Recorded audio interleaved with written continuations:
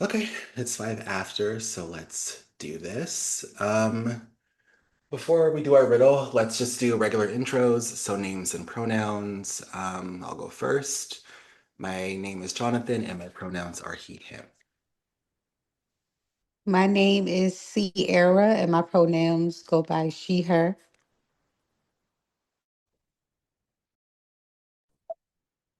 My name is Grace, and my pronouns are they, them.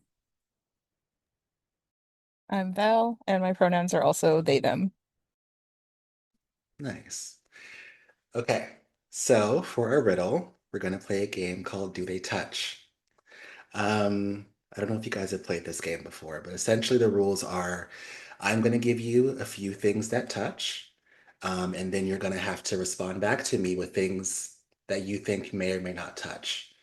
When you tell me what you think touches, I will tell you yes or no. Eventually, someone has to figure out with the things that do touch, why do they touch? I know the rules are a little weird. As we play, it'll make sense. I will set a timer for like 5 minutes so we're not playing forever. And if no one gets it, of course, I'll just give it away. Just a second while I set my timer. Okay, so starting off, uh, lemons touch, kittens touch, cats touch, dogs do not touch, and mm, and paper does touch. So, who wants to go first?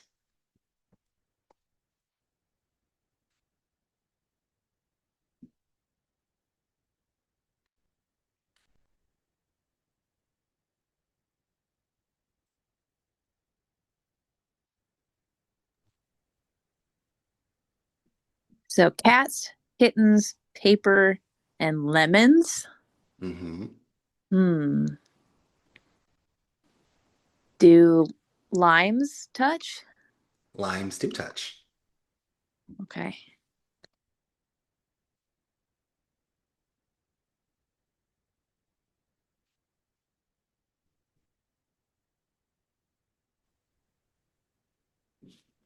Um, do puppies touch? Puppies do touch. Okay. So Okay, that so means does puppies that do, mean but dogs don't. Dogs do not touch. Puppies do touch. Okay. What were you saying, Sierra? nothing? I was just trying to figure it out. Okay. And to be fair, I will give you guys two hints. Ask for them when you want them. One is a small hint, one is a big hint. But ask when you want a hint. Oranges, do they touch? Oranges do not touch. No. Okay. Hmm. Does food touch? Food. Food. No, food does not touch. Do trees touch? Trees. Hmm. Trees do not touch. No. Okay. Is it a is it oh wait, Doc, is it a bowl? Do bowls touch? Is that what you're asking me? Or is Yeah. that your answer? Bowls do touch. Yeah.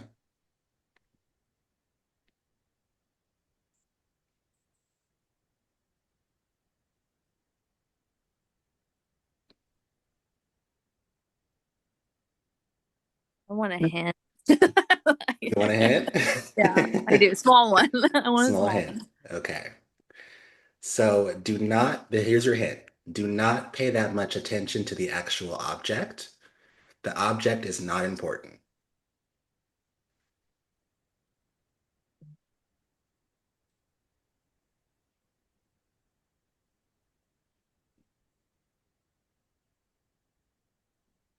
Do apples touch? Apples do touch.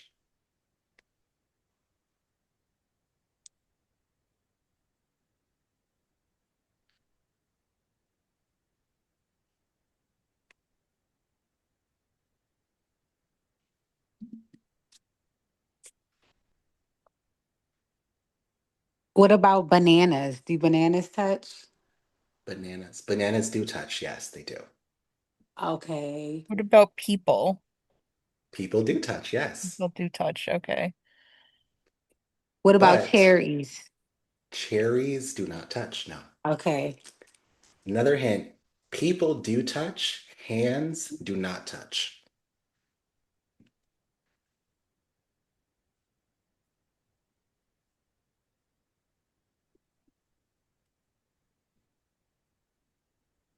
I feel like every hint makes me feel like I'm further from the answer. Is it does the floor touch? The floor does not touch, no.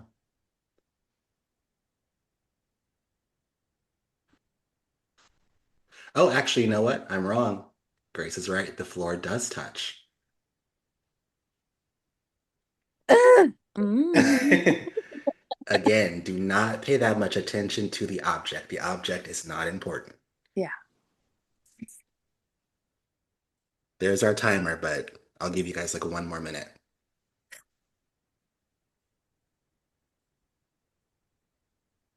Does anyone have a guess? Do you ever get that feeling that you're gonna be really mad when you get Okay. the answer? Yeah, you are going to be mad. Okay, I think I got it. Okay. What was the last word that you used? What was the last word that was given? Floor. And that does touch. Okay, floor. So then the next word would be, I don't know, rabbit. Rabbit does touch, yes. And then the next one would be a tree. A tree does not touch. No. Floor. Okay. You guys want your last hint? Is it a Go letter? ahead. Letters do touch. Or are you saying is that the answer? Yeah, is it a letter? No. No. Mm. Nom, nom, nom, nom. You guys want your last hint? Yes. Yeah. Yeah. Okay. When you guys ask me, does something touch or not, I'm saying the word back to you before I say whether or not it does. There is a reason why I'm doing that.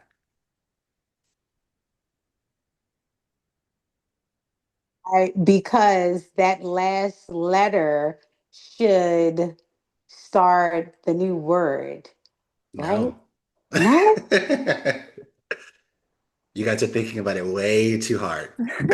Jonathan, it's only Sunday. Oh, my brain is no then. hmm You guys want 5 more minutes, or should I just tell you the answer? Feel like my brain isn't gonna get there.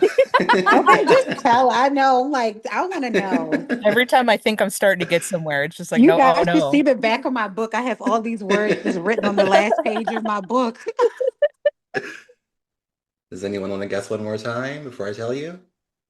Yes, I'm gonna go one more time. Okay. Is What it was uh, is it the word does? Is it a word? No. Ugh. Well, Well, somewhat, but the word does is not important. No. What were you going to say, Sierra? okay? So what was the last word? Uh, I believe Grace asked me, is it about a letter? I said, no, it's not about the Not a letter, letter. but the word letter does touch. Letters touch. Letters. Does a snake touch A snake does after not touch. letters? No, Okay. snake does not touch. Okay. Snake. I feel like I have to give it to you because you guys are way off. Okay. So the answer is it's about do your lips touch when you say the word?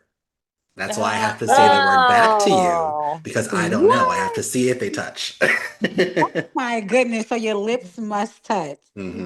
So kittens, what did someone say? Floor, letters, apples, your lips touch when you say those words. Oh my goodness. I'm gonna have to do this with my Yes. family. Yeah, I know, right? So yeah, I'm gonna dogs, so enjoy dogs, telling them that they did not get Yeah. it. Puppies touch, dogs do not touch. yeah. Yeah. But also, don't feel bad. I did this with somebody for like 10 minutes and I couldn't get it, so it's okay. Okay. Now, I guess on to more serious matters. Let's talk about this month's book. What did you all think of Model Home by Rivers Solomon?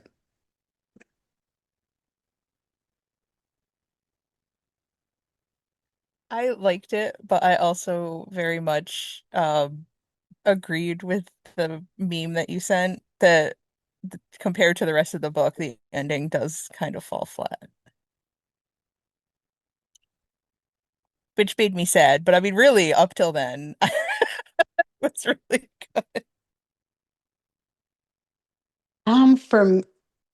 For me, I felt like it was okay, but I feel like in parts of the book I was a little confused, maybe.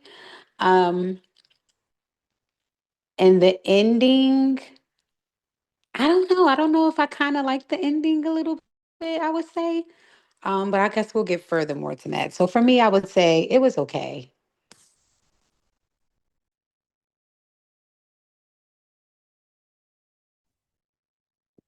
Yeah, I loved so many parts of it. And then some parts made me confused, but it was definitely like a page turner. So I kept wanting to read it. And there was a lot of lines in there that I was like underlining and being like, what did you say? And then having to like think, I was like, that can mean so many stuff. I was like, that is wild. And just really, it was a really like contemplative book. But then when it got to the end, I was like, oh, I was like, I don't, okay, and I think it, I liked it, the ending, but I didn't like what happened in the ending. And it was kind of confusing. And so I don't know if it was meant to be that way, but yeah, the meme was pretty apt, I would say, for sure.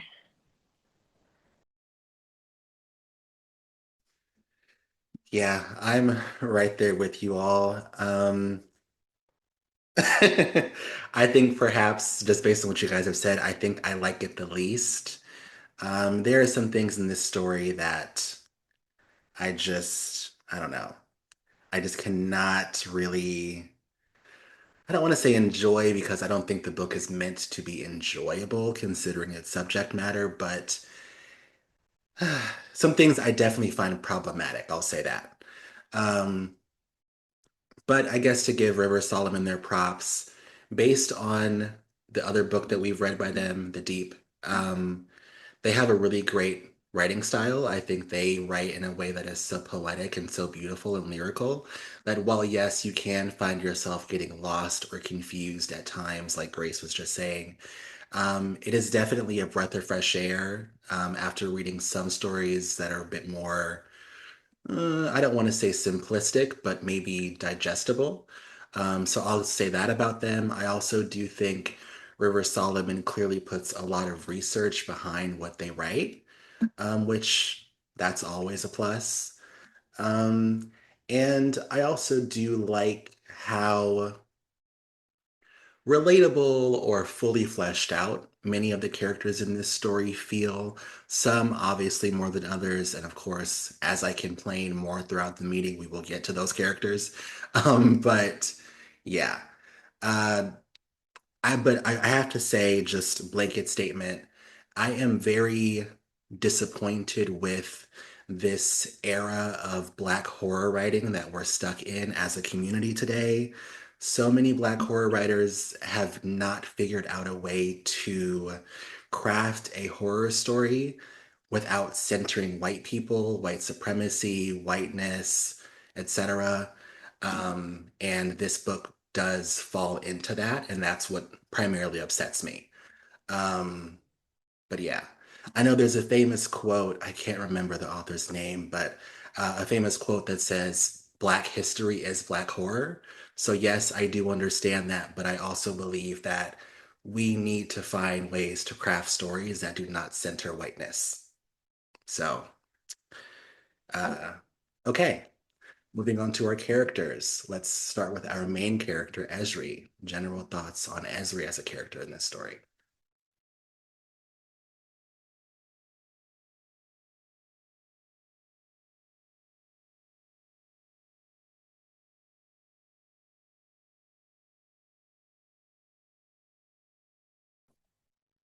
Yeah, I think because we eventually find out like what was happening to them in the haunted house, I started feeling more empathetic towards Esri, but at the beginning I was like, "Oh my, take care of your child, please." And I was like, "Oh no," and it was just like neglected and just hearing about the state of the house and like your kid and like what was going on with the kid. But then as the story went on, I found myself enwrapped in their story a lot more. And I think just as a like genderqueer non-binary person myself, I really like the internal way and the things that they would try to like describe their experiences growing up within that realm. And so I found myself being really drawn and pulled to the things that they would say and not really sure if I liked them as a person.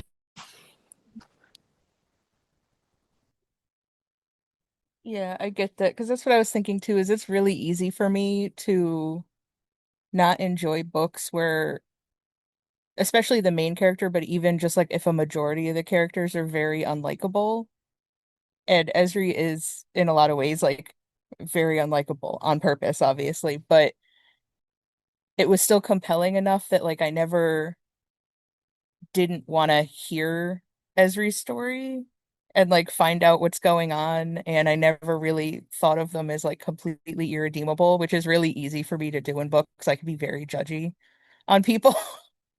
So it's like even in the beginning when a lot of the stuff that they said and did really like made me feel uncomfortable, I was like, gotta find out where this is coming from, gotta see where this is going. Hopefully, if they can break out of the cycle of trauma, they can fix the relationship with their kid. I was like, and I was hoping for that through the whole thing. So I had a very different experience than I do in a lot of horror books, where I've not enjoyed a lot of horror books when the main character is unlikable.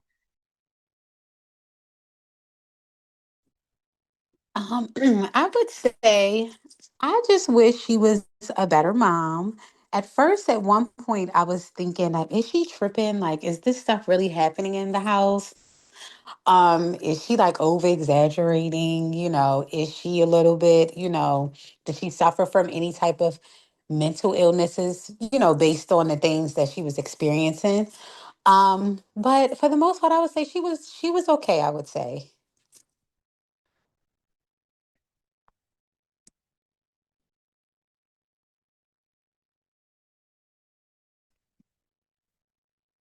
Yeah, I just want to make a quick note and impress on the importance that our main character does identify as non-binary and does use they them pronouns throughout the story. So just please do your best to be mindful of that when discussing these characters or discussing Esri as a character. Um, Now, I feel kind of bad saying this considering how how much trauma Esri has had to endure and how much they obviously suffer from several different mental health concerns. But to be quite frank, I found Esri to be pretty annoying throughout the story. Maybe this is coming from a person who I don't like to say that I'm confrontational, but I am very comfortable expressing myself, especially in conflict. So I have a very difficult time reading characters that are so conflict avoidant, that struggle so much sharing their thoughts and their feelings. It's just like at a certain point, let's just have a conversation with your sisters. Like, I don't know. Um, so yeah, I mean, maybe that's just a me thing, and I won't put that on Esri, but also I found Esri to be interesting. I think they have a lot of Mm, they suffer from having yet to decolonize their desire. I don't know if anyone else noticed this, but every single person that Esri desires romantically or sexually, outside of obviously their predator, Lori, we're not going to count that as desire, but outside of Lori, everyone else they have an attraction to is white.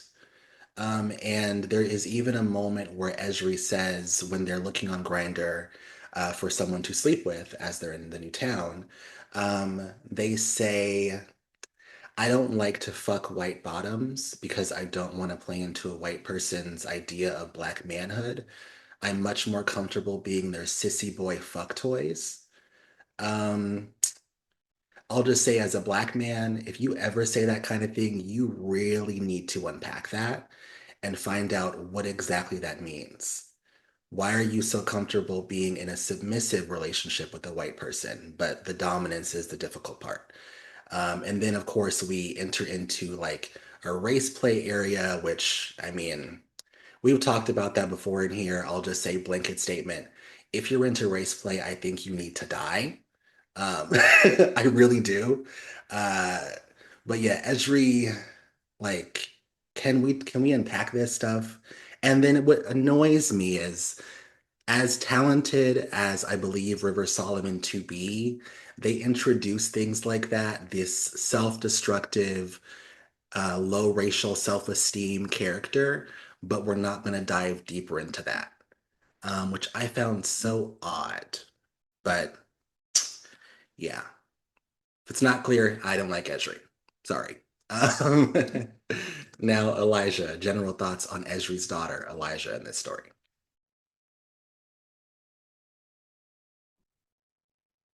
Yeah. She was just a sweet angel baby. I felt really bad.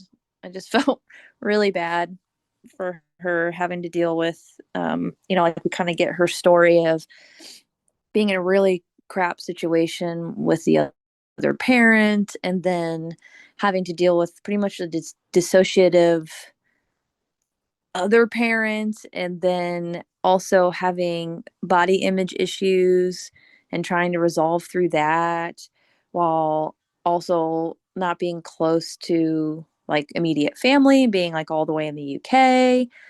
And then on top of that, being like the one time that you think that perhaps someone really cares deeply for you on the internet is just like another predator. And so that was just really, it was heartbreaking. And I feel like we've all kind of experienced aspects of her on the internet and then also just in general.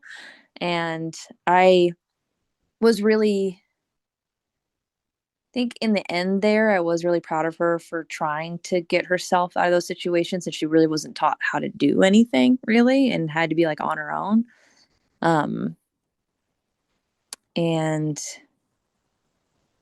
yeah, I wish I really liked her point of view and her perspective and her kind of speaking out and up about the things that she cared about because that takes a lot of bravery, especially when your parent isn't really that brave and speaks up for themselves ever in front of other family members. So I just thought that was really interesting to see like that aspect of kind of her coming into her own in that story.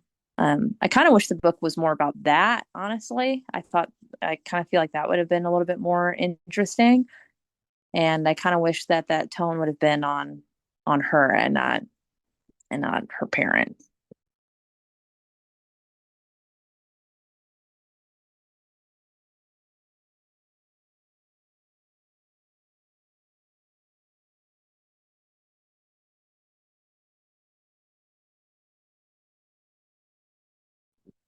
Okay, I would say for Elijah, I would say for me, I think that she was deeply affected, I believe, by her trauma, in the family, being in the house. And I would say I feel like she struggled with her identity, I would say. But I feel like she kind of carried that like on her own, like quietly, I would say mostly. But I feel like she had a lot of trauma pretty much just from the house, I would say, the family home.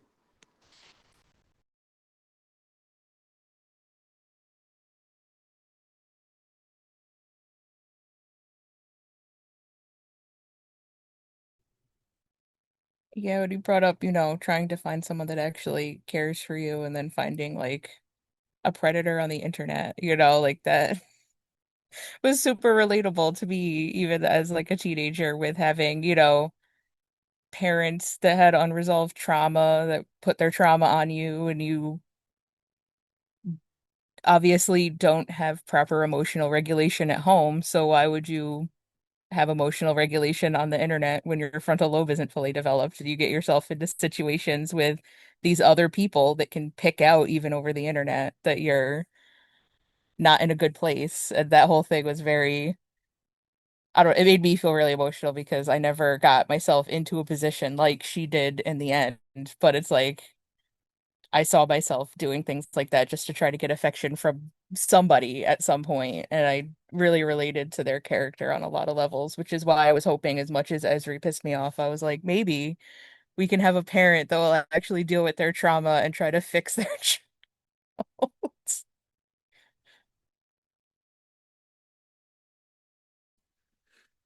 Yeah, I agree with you guys. I mean, Elijah is this really sweet, surprisingly mature for her age character that obviously you're going to like.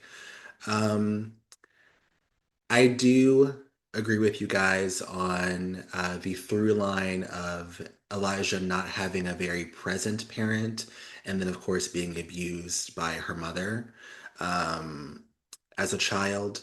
And then, obviously, this is someone who gets preyed upon by a pedophile, by a predator on the internet.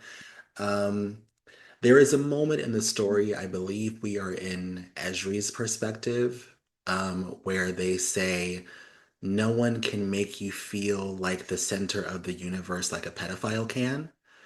Um, which, when reading that, at first I was like, what the hell are you talking about? But obviously, as we get further throughout the story, that is what draws people like Esri or Elijah to people like Lori or like Lily.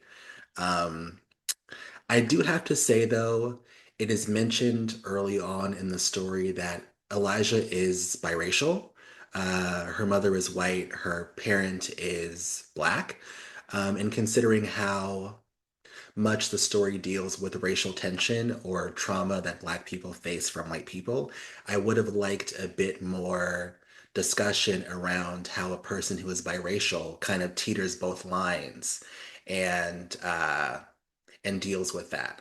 And I don't think we got any of that. Almost to the point to where if you're not paying attention, it's very easy to forget that Elijah is biracial. Um, so yeah.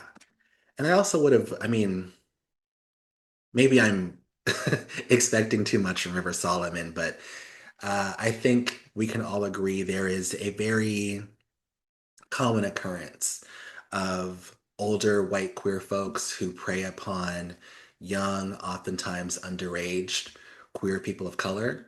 Um, and I would have loved had we really had that discussion, especially since Lori is a white woman who preys upon Elijah. I'm sorry, preys upon Esri, a black child. And then I believe Lily is white. Does anyone have any information that she's not? No? No, I thought Lily was white. I thought so too. Okay. Yeah, I thought so as well, but I couldn't tell you why. Yeah. So, So yeah, I assumed, if it's not correct, I'm sorry, but I assumed that Lily was white. Um, and yeah, I just would have liked that conversation to happen. We're talking about so many other things, but we're gonna skip over that. I just think that's, uh, I don't know, irresponsible or problematic or, but maybe I'm just being too hard and expecting too much from this author. I don't know. Um, So yeah, I liked Elijah. Okay, now this character is not mentioned too much, but I do think that they play a very important part in the story. So let's discuss Eudora, Esri's mother. General thoughts on her in this story.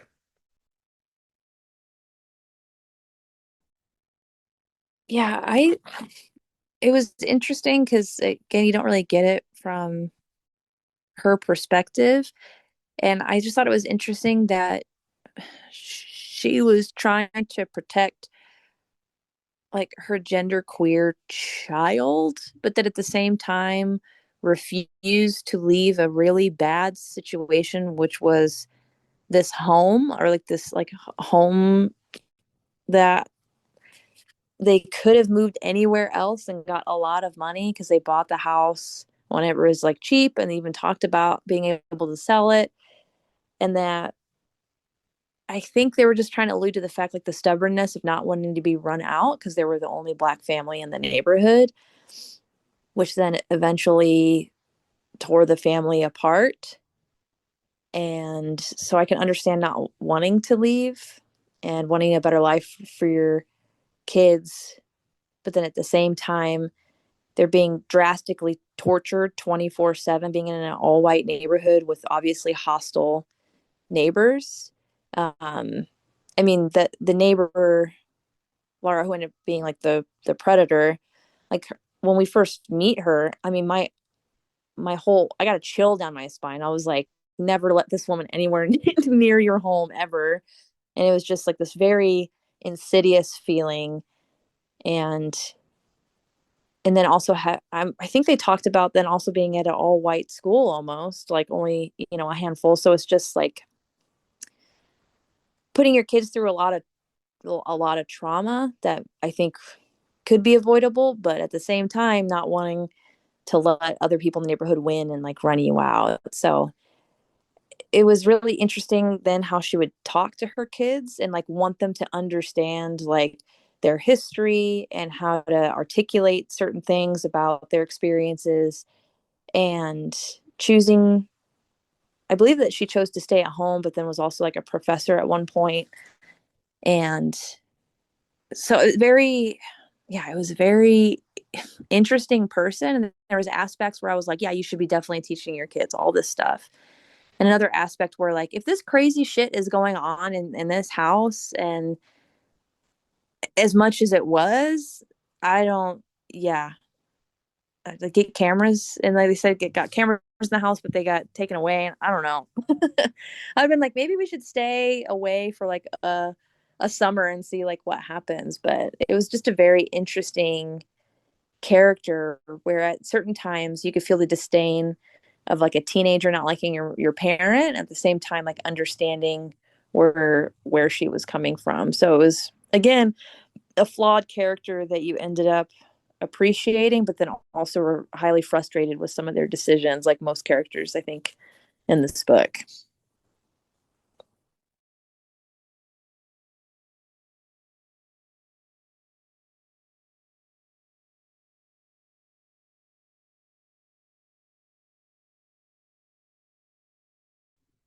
Yeah, it felt at times that like she put, I was trying to figure out how to say it because it's not really like her pride, but it's like she put things, and I know she wanted to show strength to her children and everything, but then it turned out that she was putting her kids in a worse situation in the end, and that was really frustrating to me.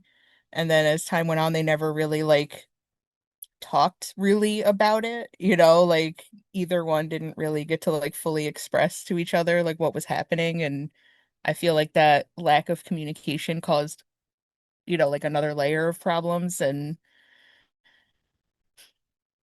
so it's like I couldn't fully like hate the character. They thought that, she thought she was doing the right thing, but it was really hard to read sometimes and really frustrating to read when they went back, when the book would go back in time and like show everything that happened. It was just, yeah, there was just so much going on. I had a lot of feelings reading about it.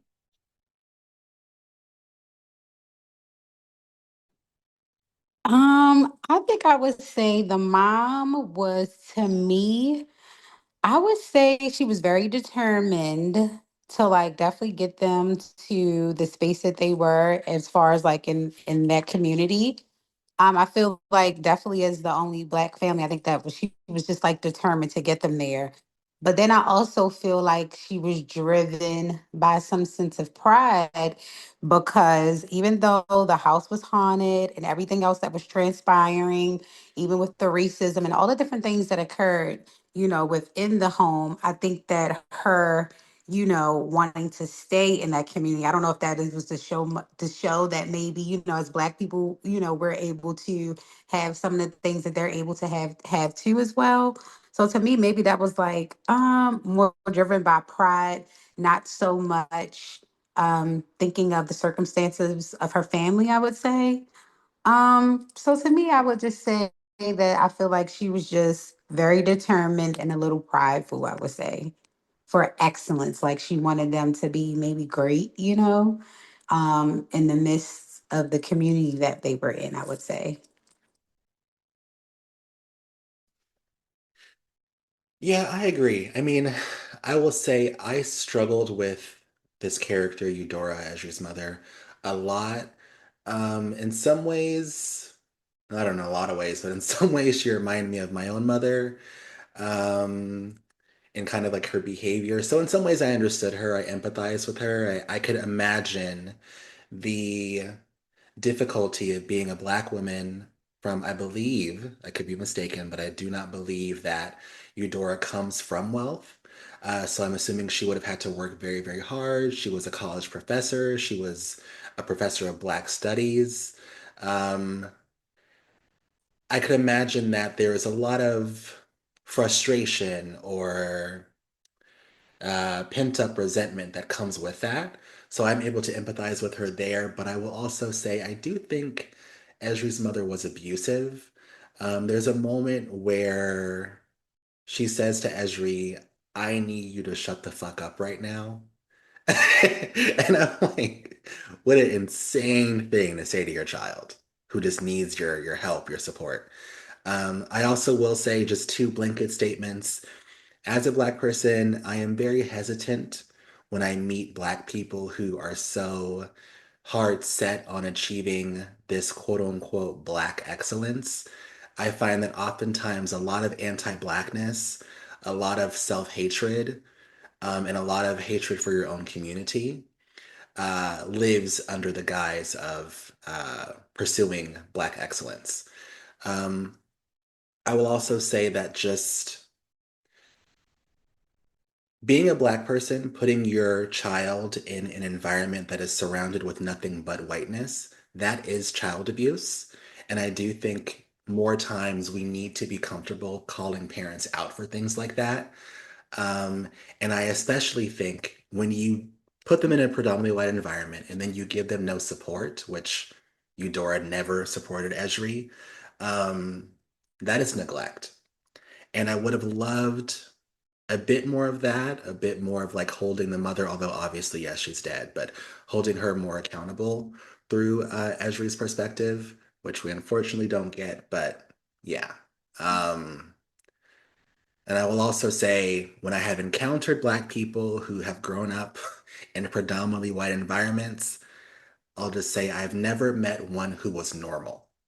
Okay? So do with that what you will, but I've never met one who was normal. Uh, just like Esri. But yeah, I understand the mother, but at the same time, I do not like the mother. Um, Now, we're not going to really discuss the siblings, Eve and Emmanuel, in great detail because I don't think there's really much to discuss. But I'm curious, what did you guys think of the relationships between the three siblings in the story?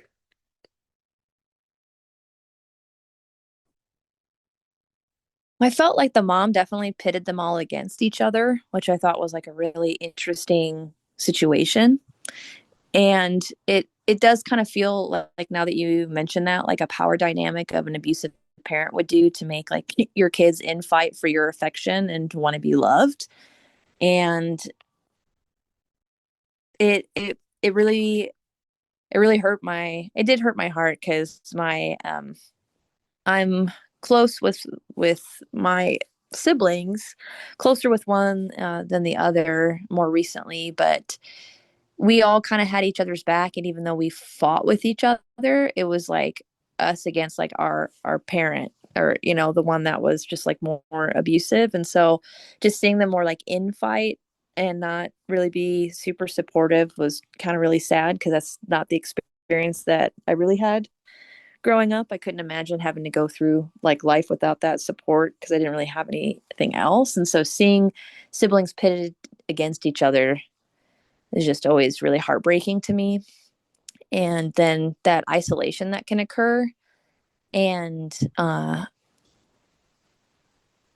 and I just thought it was absolutely wild that they let the younger sibling go on these talk shows and talk about a haunted house when the other ones both knew exactly what was going on. It wouldn't just like set her to the side and just talk about it, especially since she was like burned really bad.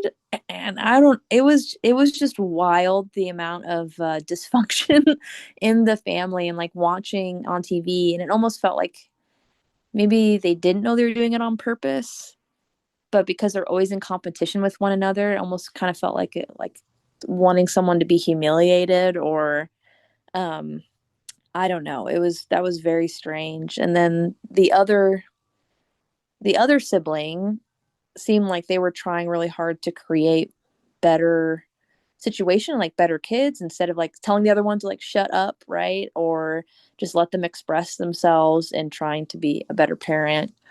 And yeah, the sibling dynamics just really made it feel more isolating, I think, whenever you think about the experience in that household as well, because then you can't, it's like they couldn't rely on each other either.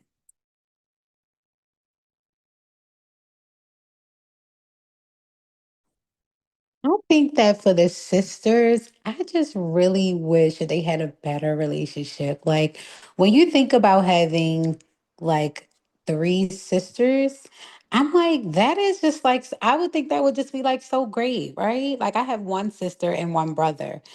I wish I had another sister, if I'm being completely honest, but I would have just thought that they would have just been better to one another. I don't know if the mom or the parents, had anything, to do with that, but I just feel like I just wish they just would have just loved on each other a little bit. They were just so rough with each other, cussing each other out real bad. I believe about to fight at one point or going, get ready to go for blows. I don't know if I'm like you misinterpreting that from the book. Maybe that's just me being dramatic, but I felt like at one point I'm like, are they about to fight or were they fighting? Something of that nature. But I just wish that they had just loved on each other a little bit more because, they did have, a niece that was ultimately watching their relationship. And that's sometimes, you know, how we can also, change things and have, just Black family just be a little bit better to one another, like just being mindful that someone is always watching you, whether it's a niece, whether it's a nephew, whether it's your children. Um, I just wish their dynamics could have just been a little bit better, towards each other.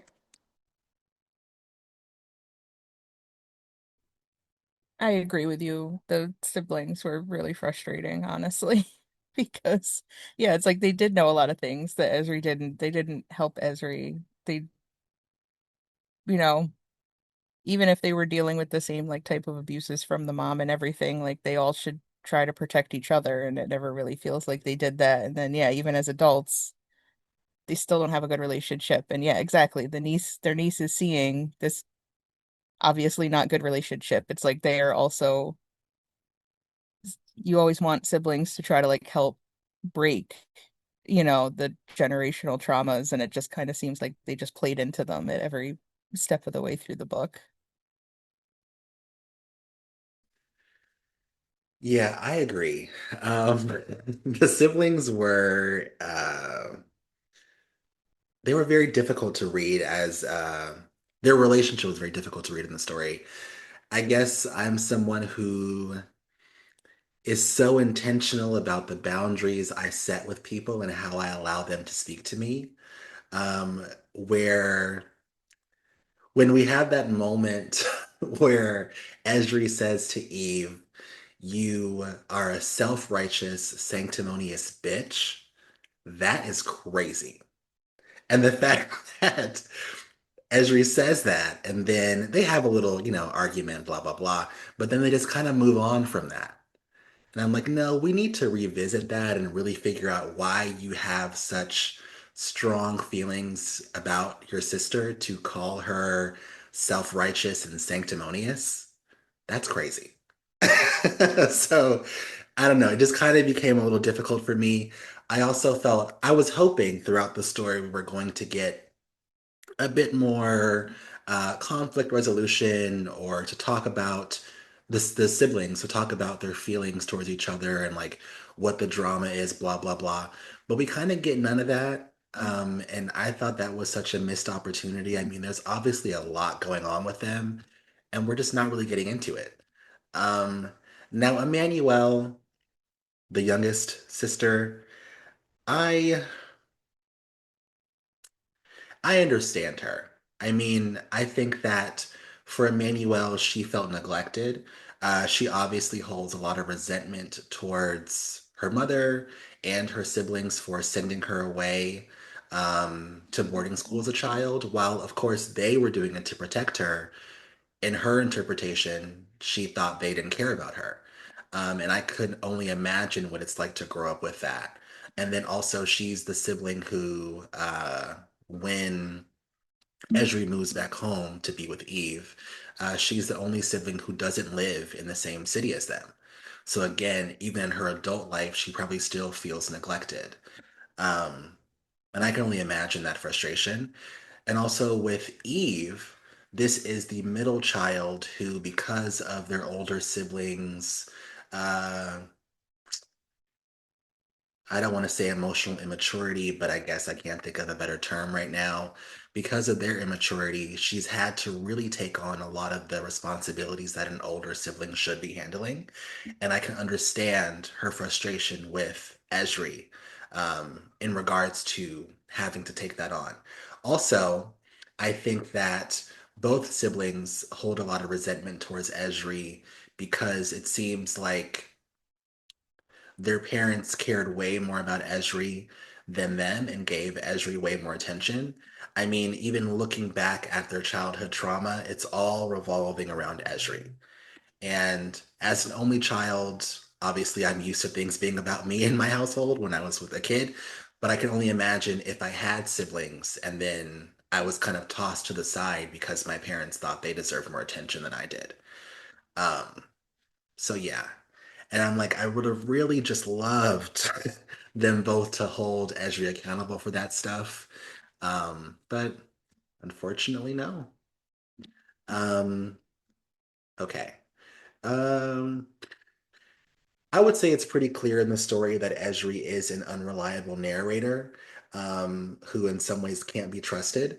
I'm curious, do you guys think that hinders the story or helps the story, making our main character so unreliable?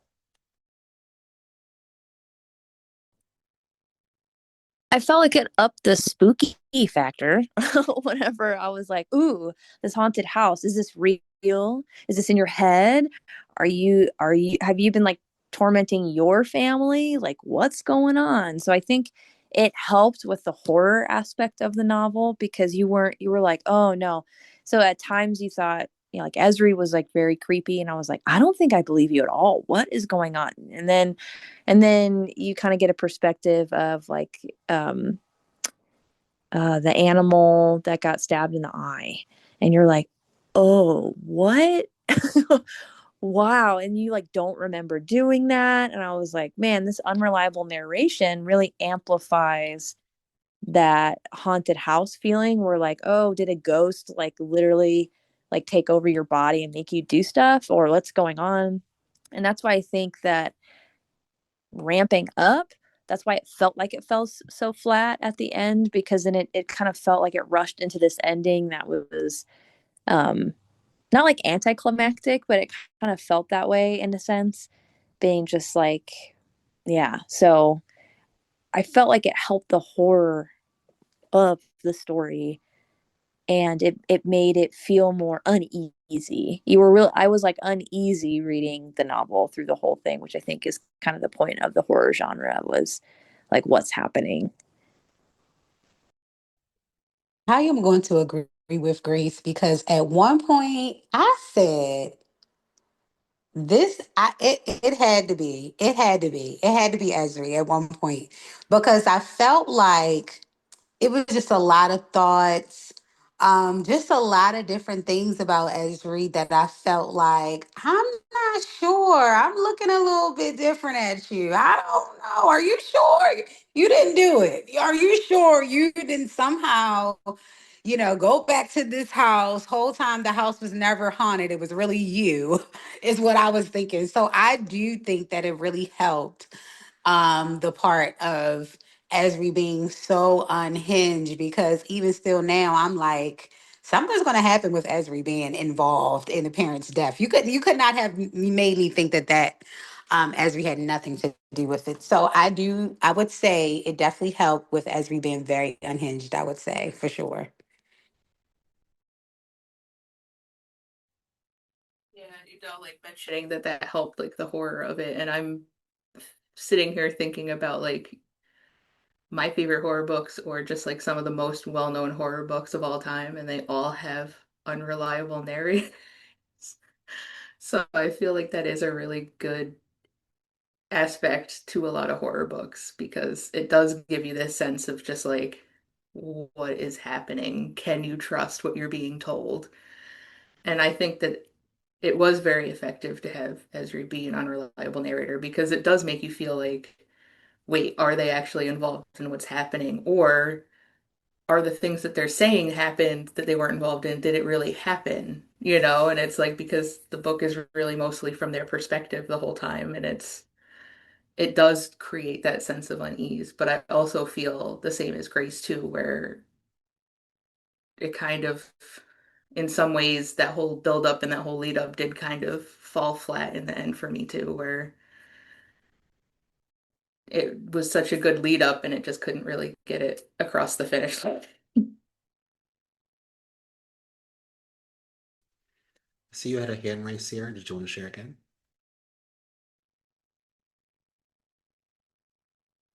No, I made a mistake and did that. I'm Oh, sorry. okay, no problem. I'm so sorry. Um, yeah, I would say it does help the story. I agree with Grace because it is a horror story. It kind of puts us in in an off-kilter perspective with this character that has a lot of blind spots in their memory, and who consistently shifts in and out of like mental consciousness. There would be conversations that Esri would just tune out because they were so in their mind. Um, so yeah, it did make the story feel spooky. However, I do think it's intentional, but I do think it is problematic to craft a character that has suffered so much abuse, especially sexual abuse, while also making this a character who we cannot trust. Um, I don't know. I think you're teetering a very fragile line there, but I think that that was intentional on River Solomon's end, so yeah, okay. Um, Now I'm curious, how do you guys feel about neither Esri or Elijah pursuing any sort of legal action against their attackers, Lily or Lori? I think that was absolutely ridiculous because I couldn't understand why not. Like everything that you guys needed to know, I did not. Maybe someone can help me understand why, but I'm not sure why. Why didn't they do that? I think that was ridiculous.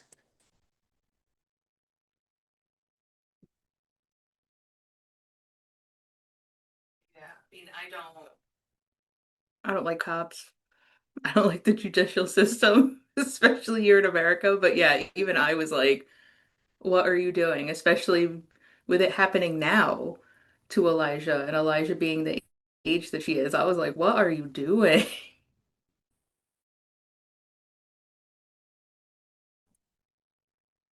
I would have really liked that fleshed out more, like the decision there, because I know that the court system sometimes cannot be kind and it can like drag out and just be really re-traumatizing. And but I feel like there was like a lot of, I don't know. I mean, like that would have been a good talking point, right? Being like, hey, like I'm really upset that you didn't do this. Like maybe a sibling talking to somebody else, be like, we decided not to because when we talked to a lawyer, XYZ. Like it's really, it would have been really traumatic, or there wasn't enough evidence, and it just dragged us all through the mud because it was like a rich white neighborhood, or like that lady was like wealthy, or like I think, yeah, there's just like missed opportunities to kind of talk about those things, and it was frustrating from a justice standpoint. So, you know, throw baloney on their cars or something, do something. But yeah, I think a lot of times the family would just walk away from hard situations, is what it felt like, because they wouldn't even talk to each other either. Yeah, I agree with you all. It was definitely frustrating that we really get no resolve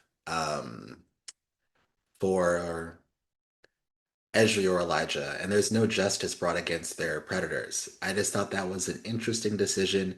Now, granted, obviously, I do think it's in a lot of ways realistic because we understand how, like Grace was just saying, how long and drawn out and traumatizing sexual assault cases can be. And oftentimes, in the end, your attacker is not sentenced, either sentenced very lightly or there's just no sentencing whatsoever. They're found innocent. Um, but still, from a book perspective, it's like we spent so much time showing the trauma of a sexual assault victim and all these things, and there's really no justice for them.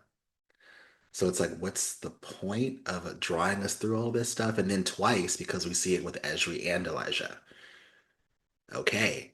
Um, Also, in Esri's case, I can somewhat get it because I mean, I don't know what the statute of limitations would be, but I would imagine it's been probably like what, over 20 years since Lori's last assault on Esri, so I don't know if there's a legal standpoint that Esri can take there, but with Elijah, I mean, it just happened, plus she has photos. Um, I don't know. And just touch on this quickly, I mean, because I could talk about this all day, but what really disturbed me about the solution between Elijah and Lily is when Elijah says something like, uh, I don't want to press charges or I don't want to pursue anything legal, because what would happen to the women in prison if Lily was arrested? Uh, and that was so odd to me because I think from a child's perspective, I think that probably sounds very wise, but saying that in front of adults, I do wish the adults would have sat her down and had a long conversation about the difference between homosexuality and pedophilia. And Lily is obviously a pedophile. She craves the power dynamic of being involved sexually with a child versus other adult women. Now, I'm not saying Lily cannot be abusive towards adult women. That is very possible. But I do not believe she would be as successful in abusing adult women versus children. And then the most annoying part is Esri says something after Elijah says that. Esri says, "Oh my God, look at how mature my daughter is." Are you fucking kidding me? Like, come on. That's idiotic. But okay, sure, fine. Let her think that she's so smart for saying that. Ugh, my God. Again, I can talk about that all day, but I'm going to move on before I start ranting.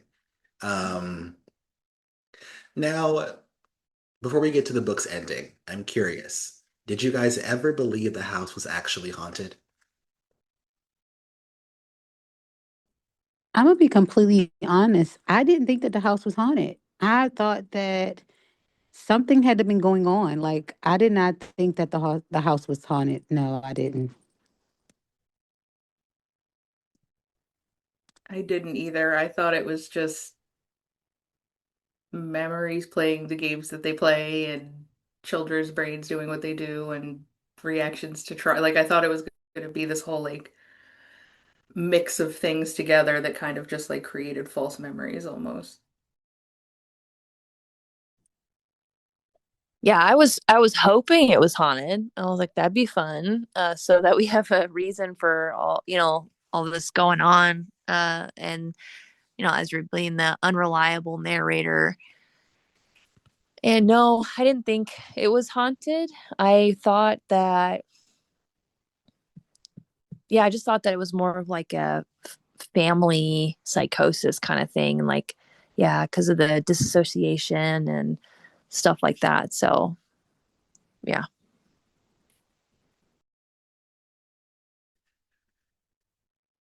Yeah, I mean, I think perhaps in the beginning, I thought it was haunted because we're talking about nightmare mothers and women with no faces and mysterious text messages and blah, blah, blah. I was like, okay, maybe there really is a haunting. But I think what solidified it for me that there was no haunting is we're not getting the other siblings' perspectives, which for one I would have loved just because I do think that every sibling experiences their parents differently. And as parent focused as this story is, it would have been nice to kind of get different accounts of their mother from each sibling, but whatever. But because we're not really getting the siblings corroborating these stories of hauntings that Esri is experiencing, I was wondering if it's all in Esri's mind, especially since Esri obviously has a tendency to disassociate with reality. And there's also a brief moment where Esri talks about, I think, being at an aunt's house or a cousin's house or something, and then mysteriously there's these bangings on the door which remind them of the occurrences in their home. And then we find out that there was actually no mysterious banging. It was a drug addict that broke into the home and then was doing those things. Uh, I literally wrote in my notes, wow, it'd be so disappointing if this is how our story ends. Like there's no haunting and there's no haunting. But that's when I realized, okay, it's probably just these traumatizing things are happening and you're making up ghost stories to rationalize or to cope with um, the trauma that you've experienced. So yeah, I think in the beginning I thought it was haunted, but towards the end I was like, nah, it's not haunted. Um, okay, now to get to the book's ending. What do we all think of the book's ending?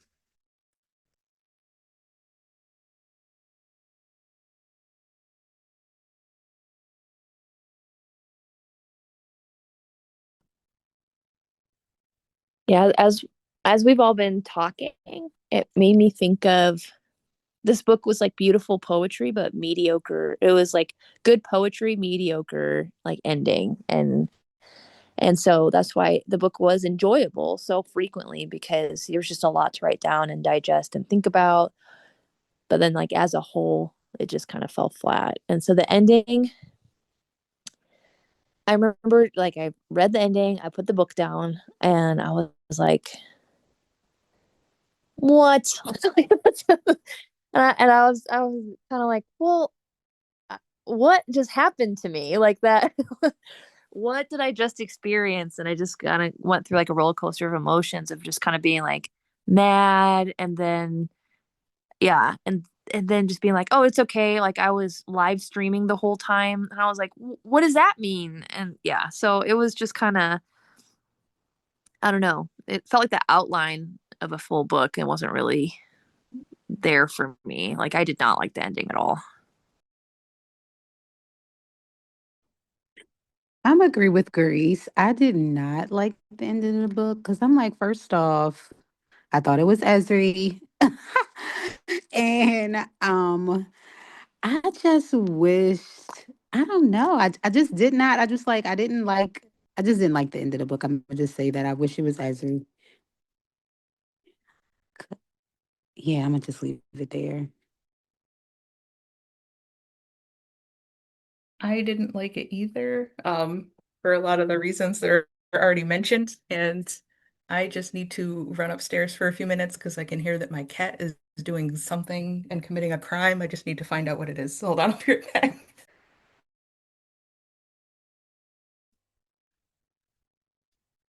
Yeah, I agree. The ending to me felt so unresolved. Um, Again, like I said earlier, sure, it's realistic in its depictions of what happens oftentimes with sexual assault victims, how little justice they actually receive. But just from like a reading standpoint, I think it just left me kind of dull and bored. Um, I don't know. Also, the whole confrontation with Lori and the three siblings, I thought that was kind of strangely written. Um, like we're just gonna let Lori just kind of like stay in the house and huh? And I was thinking in my mind, like, you guys need to jump her, beat her ass. Like, what are you talking about? For me, there'd be no words. You wouldn't be able to speak. But, whatever, fine. You're all pacifists, apparently. Um, yeah, that was so strange to me. And I was a little bit confused by the book's ending because it ends with Esri talking to their therapist, I believe, whose name is Max, if I'm not mistaken. And the therapist is saying, okay, describe for me your perfect life. And that's when we find out, I guess, what happens in the end with all of our characters. But what confuses me is this Esri's recounting of a perfect life, or is this actually what's happening? Um, so yeah, I just felt a little bit confused by that. Was that clear to either one of you guys? Was the ending real, or was that just Esri romanticizing what was happening to them? I don't know, because the unreliable narrator aspect, I feel like that's what Esri wanted to have happened, and I don't feel like that's what happened because it's gonna sound like really silly, but I know you can't usually see a therapist unless you're in country or like in the state once you're getting therapy. So I was like, well, you can't be talking to your therapist unless you're back in the UK, unless they have completely different laws than we do. But I know that like when I travel, I wouldn't be able to talk to my therapist, or I just have to lie and say I was in state because you're not allowed to see your therapist. They can be out of state, but you can't be out of your state, which is weird. So that's what I was thinking. I was like, oh, this is what you want, like this idealistic, what you want to have happened, but you obviously like went back to the UK and you're kind of just struggling some more, and that everyone's probably not talking again. But it was confusing, and I know that I thought it was interesting in the book the way that it's written. Whenever they kind of talk about the past or talking to a therapist, I noticed that there's no quotation marks on any of the talking. If you look, like the way that it's written is very, very different than the way that it is in present tense. So that's why I also thought it was like fantasy, because during that whole segment there were no quotation marks on the people that were speaking, almost like Esri was like disassociating or something. So that's what also kind of gave the book kind of like an eerie feeling when you were reading through it too. um, Wow, that's really clever, Grace. I didn't pick up on that. And also, now that I'm thinking, I'm remembering that Esri does suffer from DID, dissociative identity disorder. I do wonder if this Max person is just another identity that they have in their mind. Hmm, that's interesting. That would have been a really cool plot point, but oh well. I guess it's a kind of up to our interpretation. I'm telling you guys, these are some of the reasons why I thought that that Esri was the killer. Because I felt like there Mm, were a lot of different psychological things that I felt like, or mental illnesses that Esri had, that I felt like, I don't know, like, were you the one who did this? Like, or, is this some type of mental break maybe you're having, and maybe you're telling us a story? I don't know. I had a hard time trying to figure, maybe that's where my confusion came in at. mm. Another good point. Also, while we're on the ending, I will say I was a little bit confused by both the parents deciding to kill themselves but not call Esri and say anything. That's odd. I mean, again, that's why I'm like, it would have made more sense if they didn't hurt themselves, but like someone else did, or maybe they got in an accident or something. But it's like you kill yourself because you feel so bad for not seeing your child being abused by your neighbor. Yet before you do so, you don't call your child and apologize or leave a note or anything. That's odd. But okay, sure, why not? yeah, that that was confusing. And at first I thought like Lori killed the parents because they found out and Hmm. confronted. And then so like she concocted a way to make it look like a murder Hmm. suicide. And then in the end I was like, wait, what? And so that was also very confusing. And I wasn't sure if they were trying to Hmm. allude to the fact the neighbor killed them. And if that's the case, then they doubly should have gone to the police. Like, I don't know. It was very weird. I don't think they could allude to the fact, to hit your point, Grace. I don't think they were alluding to the fact that that Lori killed the parents because Lori shows them the video that she has where they, I guess, apparently clearly kill themselves. Um, Again, now that I'm thinking about DID and Sierra saying they were so convinced that Esri did the killing, it would have been kind of interesting had Esri slipped into another identity and then that individual killed the parents. And then when Esri snaps back into being Esri, they don't remember. That would have been kind of interesting. But again, that's a fragile line because I do think horror does a really, really poor job of furthering the stigma behind mental illnesses and all of that. So again, eh, maybe that's wrong. That wouldn't be very PC of the book, but yeah. Um, okay. I would say this book leaves the relationship between Ezri and Elijah fairly open-ended. I'm curious, do you guys believe their relationship can be repaired?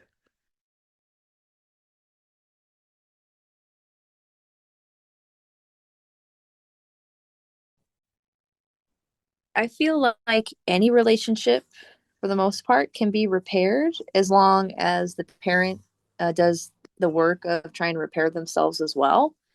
So it's like, is Ezri doing the things that they need to do to be a good parent after this entire situation devolved the way it did because of your neglect of your kid? Then yeah, I think you could, try to.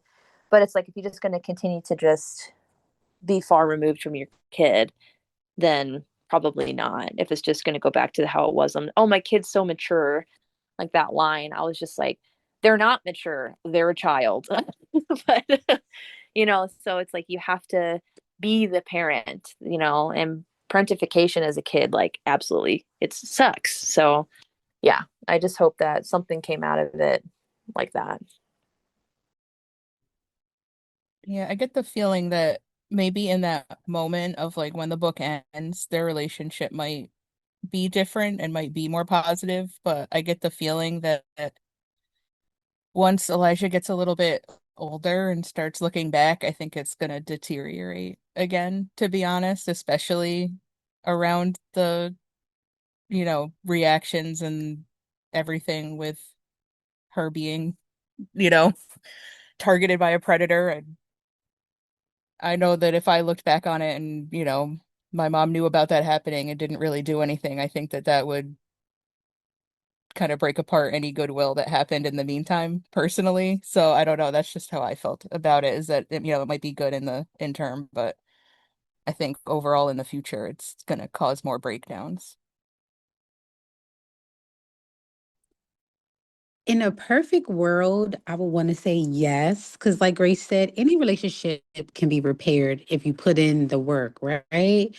But I also feel like with some of the mental issues that had that Asri has going on, some of the past trauma and things like we want to say we're going to be better and things are going to be great, but if you're not going to actively put forth the effort to better that relationship, and meaning changing your bad habits or whatever ways are conflicting with one another, so I guess I would say yeah, if they work really hard at it, or more so as three, I would say. um I think they can, but I don't know, we would have to see. Yeah, I agree with you all. I think their relationship potentially can be fixed, but like Grace, I believe it was you, was saying that would really require a lot of internal work that needs to be done by Esri if they ever hope to achieve a better relationship. I have to say though, I do have to give Esri props for giving Elijah the permission to be angry with them for uh, not noticing that they were being preyed upon.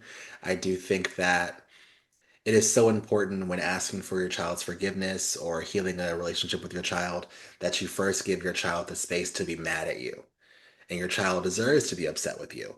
Um, so I got to give those props there, but I also do think that I'm just not sure if I'm totally convinced Esri is in the right headspace to fully prepare themselves enough uh to really repair this relationship. It's a lot going on. And like Val, I believe, was saying, uh just how parentified Elijah has had to be. It's like, how are we going to really correct that? Making sure that Elijah is not the one doing the brunt of the work anymore in this relationship. I'm hopeful, but also skeptical. um, okay. What commentary, if any, do you believe this book is trying to make on sexual abuse, pedophilia, and its victims? To be honest, and as much as I mean, I love River Solomon a lot, and I feel like there should have been a discussion and a lot more commentary, and I feel like it brings it up, but then just leaves everything on the table really and doesn't actually move past it to where you're actually making a statement or having a conversation about it. It was just it felt just used as a plot point, which really frustrated me, especially when you get to the end and they're like, oh, this happened and we're gonna we're not gonna do anything about it. That really is what just set me off, honestly, with it, because it's like you bring up all this trauma, this, sexual abuse of multiple characters, mental illness stemming from that trauma, and then you're just gonna be like, at the end, and that really upset me. I really just felt like it was just it made it almost cheap in a way.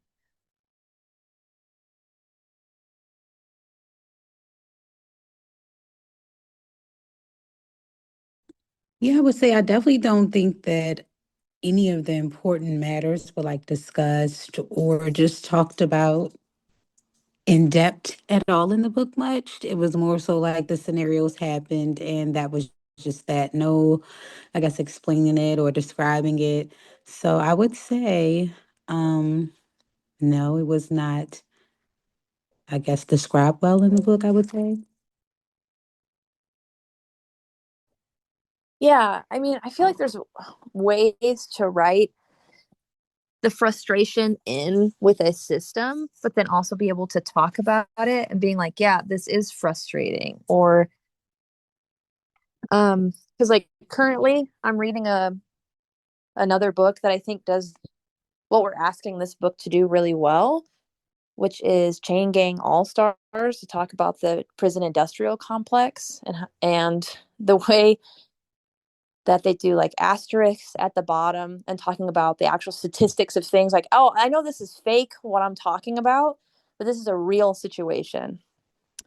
And I think that is a great, yeah, it's a really good book. I'm almost through it. And um, that's a great way to have those discussions. And I've been actually been like, oh my gosh, I did not know about that US code and like looking it up. And that's a good discussion point than just being like shrug shoulders at the end.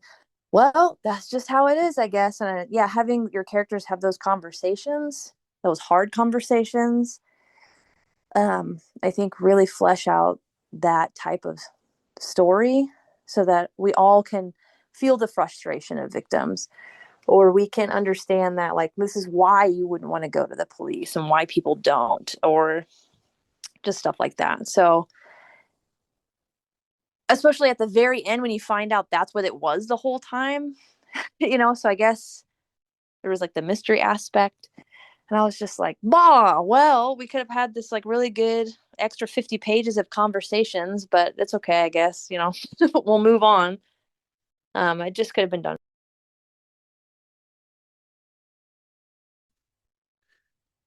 Yeah, I'm also unsure what commentary the author is trying to make. I guess I would say perhaps it's understanding it's God, let me start over.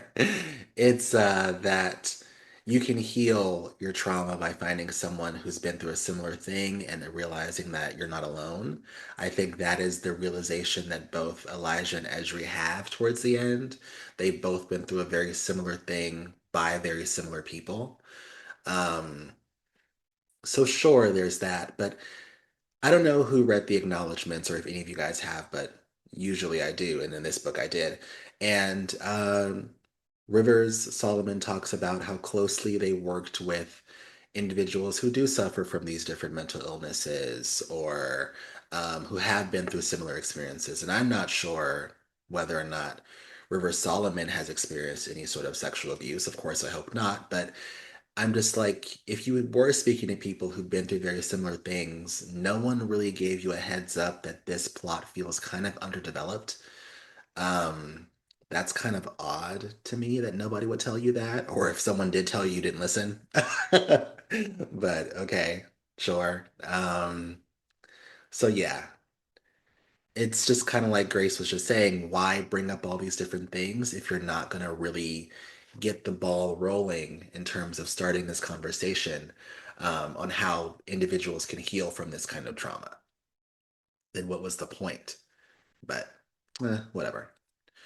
Okay. Lastly, I'm curious, since this book is categorized as a horror and the book's description obviously alludes to a ghost story, but we find out there are no ghosts. What is this book really about to you?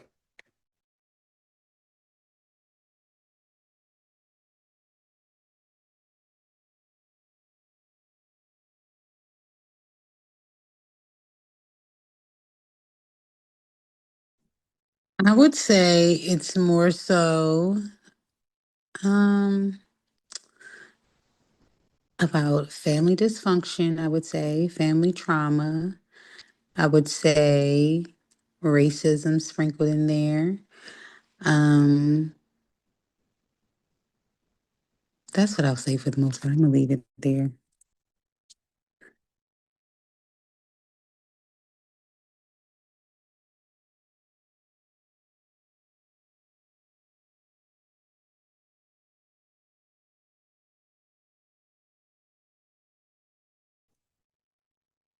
Yeah, I guess it was more like life is can be a horror story to a lot of people, and um that like life can be more horrific than I guess like a haunted house. And especially like I really like what you brought up a lot earlier in this conversation, Jonathan, was just like um the black experience and then having horror. And then so they like kind of reminded me of like John Peel, like the Get Out, you know, like that kind of horror type genre where it's like insidious feeling. And so it can just be like horrific living, just inundated with racism 24/7 and what that does to someone's psyche. Because growing up, one of my friends was like one of the few people of color in this very predominantly white area, and talking about how not understanding all the racism that was actually being exposed to them until they got older, and then realizing how traumatic that childhood really was and not really understanding why you were feeling so bad the whole time. So I don't know if that's kind of what the book I felt like was trying to allude to, is like the horrors of real life, and that a house doesn't need to be haunted to be horrific.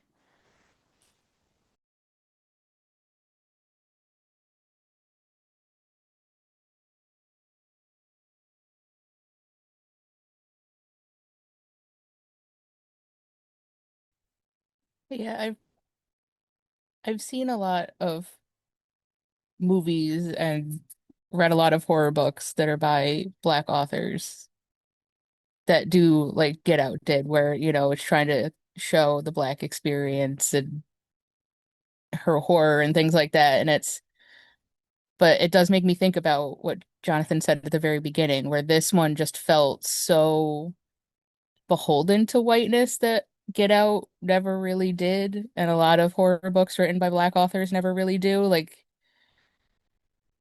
this did have that feeling to it, which just kind of gave it the wrong kind of uncomfortable feeling throughout for me. Just because I have seen it done so much better that was really disappointing, especially when it came to the ending.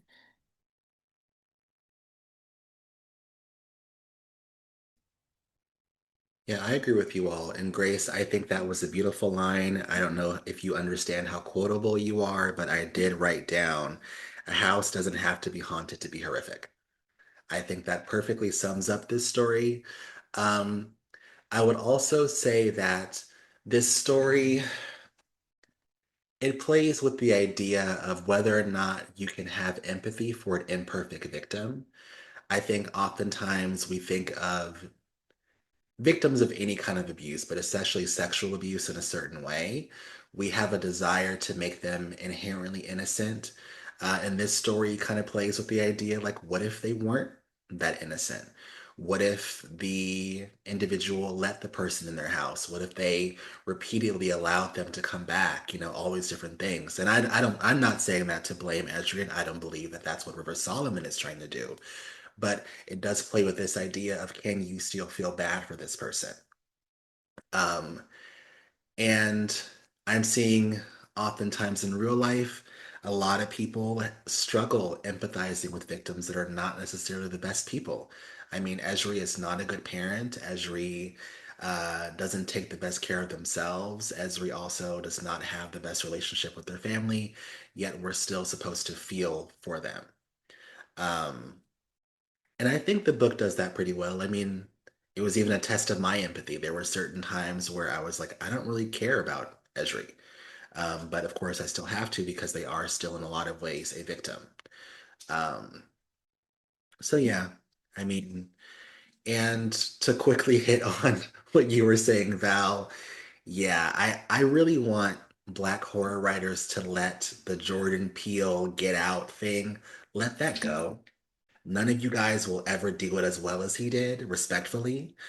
So please figure out something else to do. um, sorry. I can say that to my community. Figure out something else.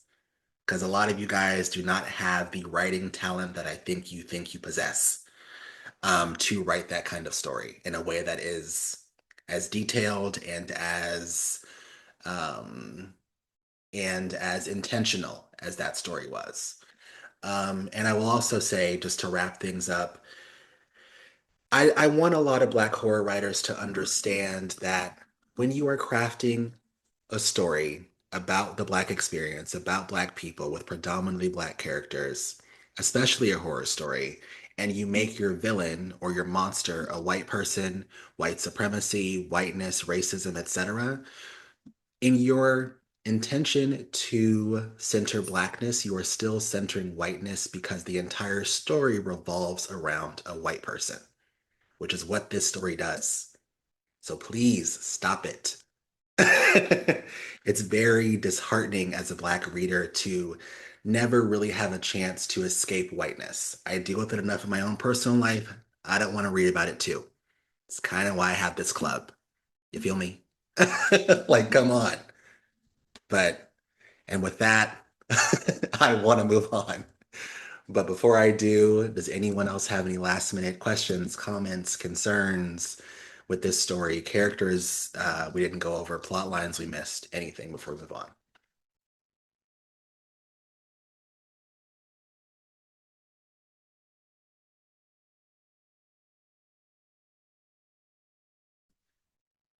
Going once, going twice. Okay. Um, Now on to our books for next month. Uh, Considering how heavy this story was, I did my best to make sure that I picked at least what I'm hoping to be a little bit more lighthearted stories for next month, um, which I will, of course, post the links to the descriptions in the chat. Give me just a second. One is called When the Tides Held the Moon. There's the link to that one. And the other one is called The Wicked Bargain. Um, there's that one. I will say I am leaning heavily towards one of them. Of course, I'm down for either, but I am hoping you guys make the right choice. So read the descriptions and let me know which one you guys would rather read next month.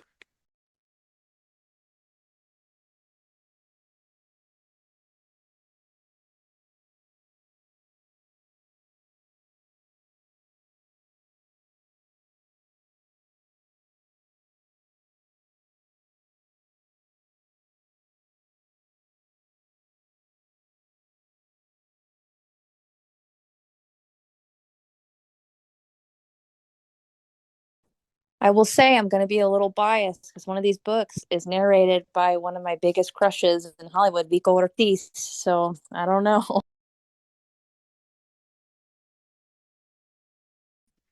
Is that the Wicked Bargain? Yes. Oh. I will but say, oh, but I can always listen to that on my own time. What were you saying, I would Sierra? I would say when the tide has the moon. Sorry, Grace. What about you, Val?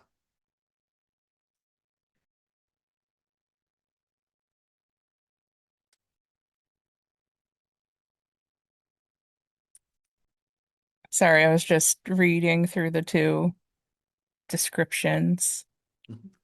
Take your time. Um, oh, yeah, I think I would have to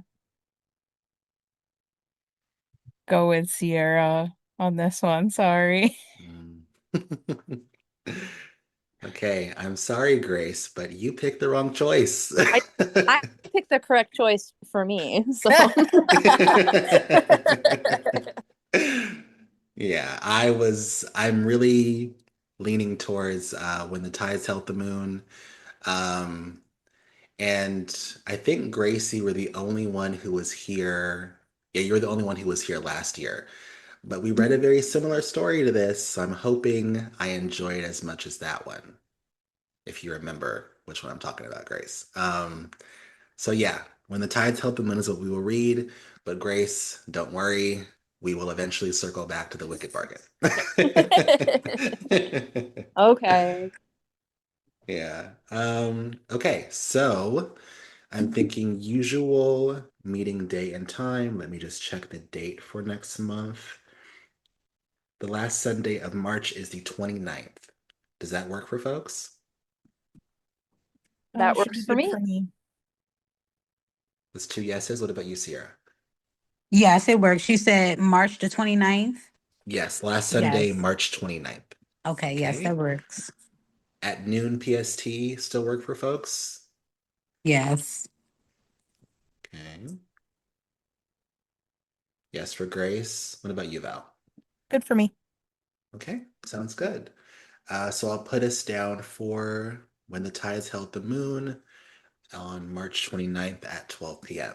I will say, excuse me, When the Tides Held the Moon is a bit of a lengthy one, so no shade to anybody, but if you're someone who does like to wait to the end of the month to read your book, I probably wouldn't do it with this one because it is like, I think it's 460 or so pages. So prep yourselves for that. um, okay, I've got anything coffee and I'm else? ready to go, Jonathan. Okay, good. Um, oh, I will also say When the Tides Held the Moon is fairly new, so you may struggle finding it at a library. If you have any issues finding it, let me know. I always have a PDF copy that I can send you if you need that. Um, and with that, I think that's it. Uh, so I miss this. I feel like we haven't done this in a while because last month we had a revisit of a previous book. So it's nice to see you guys again and talk about a new book. Um, Yeah, it was fun. yeah. And Grace, I know you gotta head out because you have to go to improv, which is kind of lame, but I'll let you slide. Just so you know, I graduated my 201 class, and so now practices are on Mondays, and I have a show on March 7th. So wish me luck. I will not wish you luck on that, Use a little trollop. Good luck. I wish you good luck. but Thank I'm sure you, you'll be Danielle. great. you Yes. will be. I'm sure you will be. If you can handle this, you can handle improv. Yeah. Okay, well, with that, great seeing you guys. Hope I can see you all here next month. Until then, take care of yourselves, take care of each other, and enjoy the rest of your Sunday. Bye-bye. You too. Thank you.